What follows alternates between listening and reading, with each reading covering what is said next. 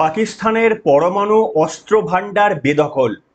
এই শিরোনাম শুনে আইদার আপনারা ভাবছেন আমি মিথ্যে কোনো তথ্য দেওয়ার জন্য এসেছি, না হলে নিশ্চিতভাবে আপনারা অবাক এবং উদ্বেগে রয়েছেন। বিশ্বাস করুন, এই খবরটি পাওয়ার পর থেকে আমিও নিজে অবাকই হয়ে গিয়েছি। তার কারণ পাকিস্তানের পরমাণু অস্ত্র নিয়ে গোটা বিশ্বের বিস্ময়ের অবকাশ নেই। একে এমনি একটা স্বৈরাচারী সরকার, যারা চূড়ান্ত হিন্দু বিরোধী, খ্রিস্টান বিরোধী এবং সন্ত্রাসবাদে মদদ দেওয়া একটি সরকার, তাদের হাতে যখন পরমাণু অস্ত্র চলে এসেছিল, অনেকেই সেটাকে বাঁদরের হাতে ছুরি হিসাবে অনেকেই ব্যাখ্যা করেছিল। কিন্তু আজকে কি সেই দিন আসন্ন? সেই সুখবরটা কি আজকে আমি আপনাদের সামনে শোনাতে পারবো শেষ পর্যন্ত? যেখানে আমি দাবি করেছি যে পাকিস্তানের পরমাণু অস্ত্র ভান্ডার আর তাদের নিয়ন্ত্রণে নেই। আসুন শুনেই দেখুন যে আমি সত্যি বলছি না মিথ্যে বলছি। নমস্কার, welcome to simple as a বিষয়ে আপনাদের সকলকে স্বাগত জানিয়ে শুরু করছি অত্যন্ত গুরুত্বপূর্ণ একটি খবর।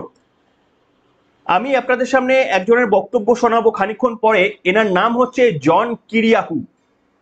জন কিরিয়াকু হচ্ছেন একজন জেনারেল ছিলেন এবং তিনি সিআইএ বা সেটা হচ্ছে সেন্ট্রাল ইন্টেলিজেন্স এজেন্সি, আমেরিকার সেন্ট্রাল ইন্টেলিজেন্স এজেন্সিতে দীর্ঘদিন তিনি কর্মরত ছিলেন। এবার আশা করি আপনাদের সকলেরই ধারণা রয়েছে সেন্ট্রাল ইন্টেলিজেন্স এজেন্সি বা সিআইএটা ঠিক কি। আমাদের রয়ের নাম শুনেছেন, কত গোপনে এবং দক্ষভাবে কাজ করে র। বিভিন্ন দেশে এজেন্ট ছড়িয়ে রয়েছে, কিভাবে তারা কাজ করে আপনারা জানেন। পাকিস্তানের মাটিতে প্রায় মাঝে মাঝেই শুনবেন, মাসে একটা দুটো তো শুনবেনই, যে ওদের সন্ত্রাসবাদী কোনো নেতারা তাদের মাটিতেই কোনো এক অজ্ঞাত পরিচয় ব্যক্তি মেরে দিয়েছে। পাকিস্তানের অভিযোগ এটা ভারতের র এবং তাদের এজেন্টদের কাজ। ঠিক সেই রকম আমাদের যেমন র রয়েছে, আমেরিকার রয়েছে সিআইএ। সেই সিআইএতে দীর্ঘ দিন ধরে কর্মরত ছিলেন এই ব্যক্তি, যার নাম হচ্ছে জন কিরিয়াকু। এই জন কিরিয়াকু একটা মারাত্মক বক্তব্য করেছেন। জন কিরিয়াকু মন্তব্য যেটি করেছেন, আমি আপনাদের সামনে একটা সংবাদ মাধ্যম থেকে দেখাচ্ছি, বিজনেস টুডে। বিজনেস টুডেতে কি লেখা রয়েছে একবার দেখুন। Pak nukes under US control, that is enough. আরো একবার শুনুন, Pak news under US control, পাকিস্তানের নিউক্লিয়ার বোম পাকিস্তানের কন্ট্রোলে। CIA whistleblower sheds light on nuclear fallout threat post operation Sindoor. অর্থাৎ বলা হচ্ছে যে পাকিস্তানের পরমাণু অস্ত্রের যে চাবি বা কন্ট্রোল, সেই কমান্ড কন্ট্রোলটা পাকিস্তানের হাতে নেই, সেটা ইউএস এর হাতে রয়েছে। আপনারা দেখেছেন যে আসিফ মুনিরকে ঘন ঘন ইউএস যেতে। আসিফ মুনিরের আসার পরেই আমেরিকার যে এয়ার মার্শাল ছিলেন, এয়ার চিফ যিনি ছিলেন, তিনিও চলে গিয়েছিলেন ডোনাল্ড ট্রাম্প এবং তাদের সহযোগীদের সঙ্গে কথা বলতে। এই রকম হঠাৎ করেই দুই দেশের মধ্যে সম্পর্ক গাঢ় হয়ে গিয়েছে। ঠিক এই জায়গাতে এমন একজন ব্যক্তি মন্তব্য করেছেন, এবং এই ব্যক্তি জন কিরিয়াকুর মন্তব্যটা এত, এরকম ভাববেন না যে অন্যান্য 10টা লোক যা মন্তব্য করে না, জন কিরিয়াকুর মন্তব্যের একটা আলাদা গুরুত্ব রয়েছে। কেন গুরুত্ব রয়েছে আমি শোনাবো, আমি ব্যাখ্যায় আসবো। এই জন কিরিয়াকু কেন বিখ্যাত গোটা পৃথিবী জুড়ে আমি শোনাবো। মানে তার মুখের কথা সাধারণত মিথ্যে হয় না, এর জন্য তাকে অনেক দামও চোকাতে হয়েছে। কিন্তু আমি আগে প্রথমে শুনিয়ে নেব যে এই জন কিরিয়াকুর সেই মন্তব্যটা, যে মন্তব্য ধরেই আমি শিরোনাম তৈরি করেছি, যে পাকিস্তানের নিউক বা নিউক্লিয়ার ওয়েপনের কমান্ড কন্ট্রোলটা আর পাকিস্তানের হাতে নেই, বেদখল হয়ে গেছে, আমেরিকার হাতে চলে গেছে।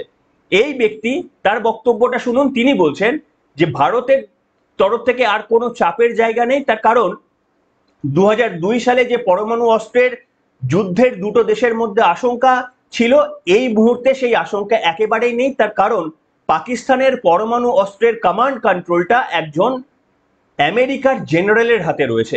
শুনুন তার বক্তব্যটা। A senior Pakistani military officer told me recently that the Pakistani government has placed command and control of their nuclear arsenal under the command of an American general. And so that's good enough for the Indians, and the Indians have backed off. Good. So the threat that we had in 2002 of nuclear war between the two doesn't exist today.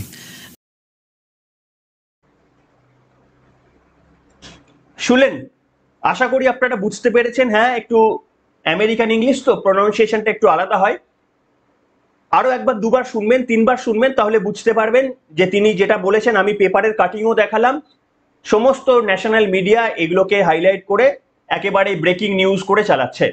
কিন্তু আমি আপনাদের হয়তো অনেকের মনে প্রশ্ন আসবে, এই কে একটা কি জন কিরিয়াকু সিআইএ তে কাজ করে, আমি তার কথায় এত গুরুত্ব দেবো কেন? কথার গুরুত্ব দেবার কয়েকটা কারণ আমি আপনাদের সামনে বলছি। ইনি যে সে মানুষ নন। এই জন কিরিয়াকু, আমি বললাম আমেরিকার সর্বোচ্চ বা বলতে পারেন এই মুহূর্তে গোটা পৃথিবীর সর্বোচ্চ যদি ইন্টেলিজেন্স কোনো সংস্থা থাকে সেটা আমেরিকার সিআইএ। সেই সিআইএ তে তিনি কর্মরত ছিলেন, এটাই যথেষ্ট তার একটা পরিচয়। এবং এই এহেন জন কিরিয়াকু তিনি পাকিস্তানেও কর্মরত ছিলেন। পাকিস্তানের সন্ত্রাসবাদীদের বিরুদ্ধেও তিনি সিআইএ অপারেশনে তিনি ছিলেন। তাছাড়াও তার একটা বড় বদনাম রয়েছে, যে বদনামের জন্য আমেরিকার মাটিতেই সিআইএ এর একজন উচ্চপদস্থ মানে অফিসার হওয়া সত্ত্বেও তাকে 30 মাসের জেলের সাজা শুনতে হয়েছিল। কেন জানেন? তার কারণ তিনি পর্দা ফাঁস করে দিয়েছিলেন সিআইএ তে কিভাবে বন্দীদের ওপর অত্যাচার চালানো হয় তাদের মুখ থেকে কথা আদায় করে নেওয়ার জন্য। এইটা তিনি প্রথম একটা মিডিয়াকে বলে দিয়েছিলেন। তিনি বলেছিলেন যে এই সিআইএ 2002 সাল থেকে 2007 সালের মধ্যে কোনো একটা মিডিয়াকে দেওয়া ইন্টারভিউয়ে তিনি একটা বেফাঁস মন্তব্য করে দিয়েছিলেন, মানে যেটা সত্যি।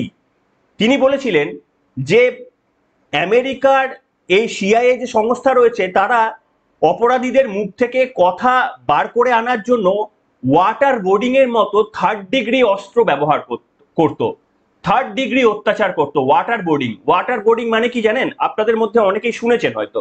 ওয়াটার বোর্ডিং মানে হচ্ছে কোনো এক অপরাধীকে মুখটাকে একটা সুতির পুরো একটা কটনের একটা কাপড় দিয়ে পুরো মুখটাকে টাইট করে বেঁধে ফেলা এবং তার উপরে আস্তে আস্তে মুখের ওপর থেকে জল ফেলা, ক্রমাগত জল ফেলে যাওয়া।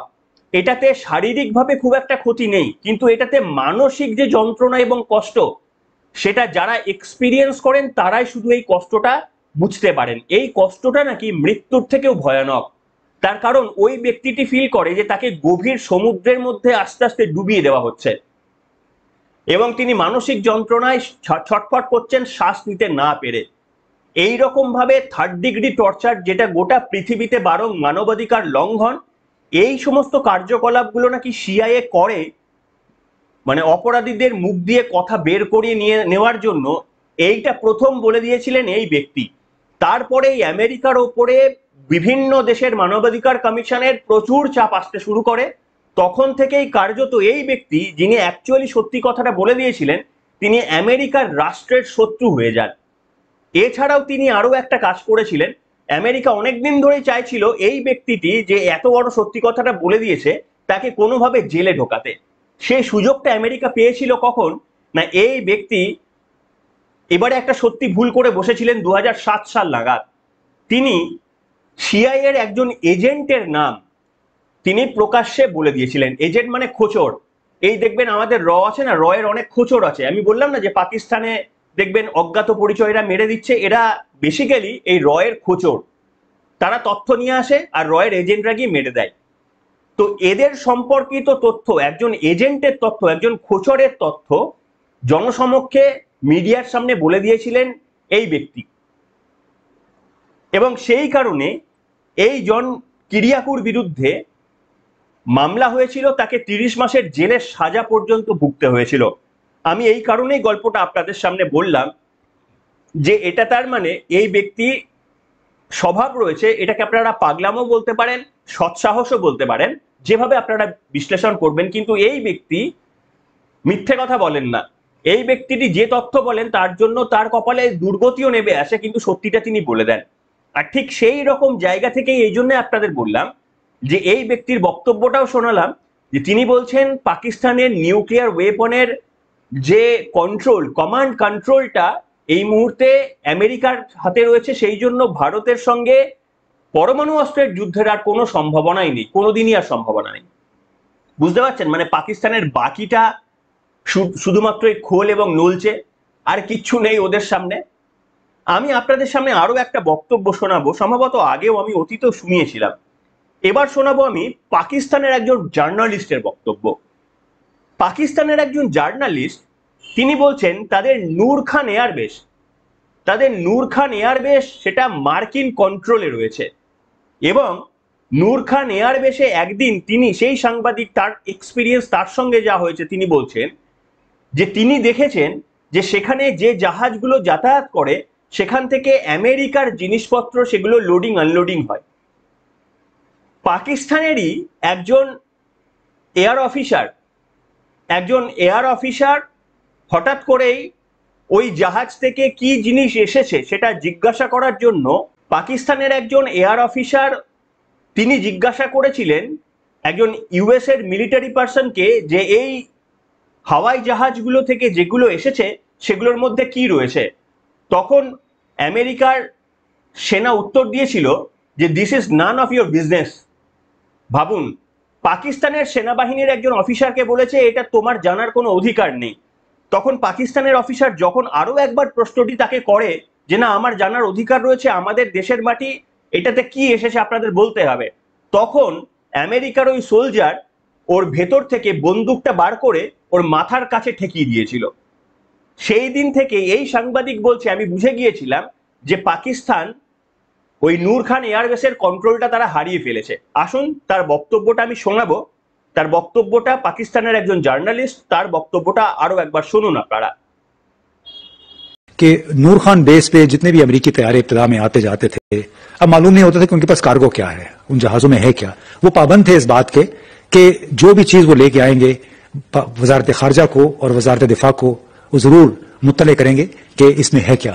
लेकिन जनाब वो ये समझ बैठे थे कि शायद नूर खान बेस उन्हीं का हो गया है, मुकम्मल तौर पर उनकी निगरानी में है। और यही वजह थी कि एक मरतबा एक हमारे एयरफोर्स के अफसरान ने कुछ पूछने की कोशिश की वहां पे जो अमेरिकी मरीन थे, जब सामान जहाजों से उतर रहा था तो उनको कुछ शक हुआ। जब शक हुआ तो उन्होंने पूछा कि है क्या, तो उसने कहा कि सॉरी हम आपको ये नहीं बता सकते, तो हमारा अमेरिका का सामान है। तो जब हमारे अफसरान ने थोड़ी सी मुजामत की तो अमेरिकी मुहाफिज ने या मरीन ने पिस्तौल निकाल लिया, सर पे पिस्तौल तान लिया कि आपको इस बात का कोई इख्तियार नहीं है, you are not authorised to ask this question. শুনলেন? তাহলে আমি আপনাদের সামনে আজকে প্রমাণ করার চেষ্টা করলাম এই যে জন কিরিয়াকু তিনি যে কথা বললেন সেটা শুধুমাত্রই একটা বলা বক্তব্য নয়, এই বক্তব্যর যথেষ্টই গভীরতা রয়েছে। কিন্তু একটা আত্মমর্যাদা সম্পন্ন দেশের পক্ষে এটা স্বীকার করে নেওয়া তো সম্ভব নয়। এবং সেই কারণেই দেখবেন যে আমেরিকা ইরানের পরমাণু অস্ত্র নিয়ে হম্বিতম্বি করে, পাকিস্তানের পরমাণু অস্ত্র নিয়ে হম্বিতম্বি করে না কেন? কারণটা হচ্ছে এটাই যে তার কারণ আমেরিকা জানে যে আমাদের কন্ট্রোলে রয়ে গিয়েছে। এবং সেটা আমি আপনাদের সামনে এই জন কিরিয়াকুর মন্তব্য শোনালাম। ভারতের সমস্ত পেপারে আপনারা একটু সার্চ করে দেখে নেবেন এই জন কিরিয়াকুর যে পাকিস্তানের নিউক ইজ আন্ডার ইউএস কন্ট্রোল, এইটা সার্চ করে দেখে নেবেন। আমার এই দেওয়া তথ্য সত্যানো মিথ্যা সমস্ত ন্যাশনাল লেভেলের মিডিয়াতে এই তথ্য আপনি পেয়ে যাবেন। এবং তারপরে আমি শোনালাম যে পাকিস্তানের সাংবাদিক পর্যন্ত স্বীকার করে নিয়েছে যে এই ধরনের ঘটনা ঘটেছে। এরপরে বলুন একটা নির্লজ্জ দেশের নির্লজ্জ পরিণতি এর থেকে আর হাস্যকর কি হতে পারে? চুরি করে পরমাণু অস্ত্রের ফর্মুলা তৈরি করে পরমাণু অস্ত্র তৈরি করেছে, তাদের বিজ্ঞানী পর্যন্ত সেই ফর্মুলা ইরানকে দিয়ে দিয়েছে, যে ইরান ওই ফর্মুলা নিয়ে এখন পরমাণু অস্ত্র তৈরি করার চেষ্টা করছে। আর সেই পাকিস্তান নিজেদের পরমাণু অস্ত্রের কন্ট্রোলটা পর্যন্ত নিজের হাতে রাখতে পারেনি, এতটাই একটা চুরি পড়া একটা দেশ। এরা পাকিস্তান চীনের কাছে আত্মসমর্পণ দীর্ঘদিন করে দিয়েছে, কিন্তু তারা বুঝতে পেরেছে অপারেশন সিন্দুরের পর চীন তাদেরকে ঠকাচ্ছে। চীন যে সমস্ত অস্ত্রগুলো দিচ্ছে সেই অস্ত্রগুলো নিয়ে ক্লাবের সঙ্গে দুটো ক্লাবের মধ্যে যুদ্ধতেও এই অস্ত্র প্রয়োগ করা যায় না। সেই কারণে এবার তারা কিছুটা চীন থেকে মুখ ঘোরানোর আস্তে আস্তে রাস্তা খোঁজার চেষ্টা করতে আমেরিকার কাছে পায়ে পড়েছে। এবং প্রয়োজনে জমি তো আগেই দিয়েছিল, এখন পরমাণু অস্ত্রের কন্ট্রোলটাও দিয়ে দিয়েছে আমেরিকার হাতে বলে জন কিরিয়াকু এই বক্তব্য বলেছেন। এবার ভারতীয় হয়ে আমি চাইবো আপনাদের প্রত্যেকের মতামত এই বিষয়ে লিখে জানাতে।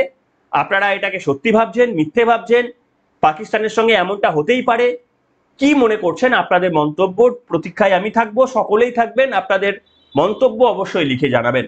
এখনকার মতো এখানে।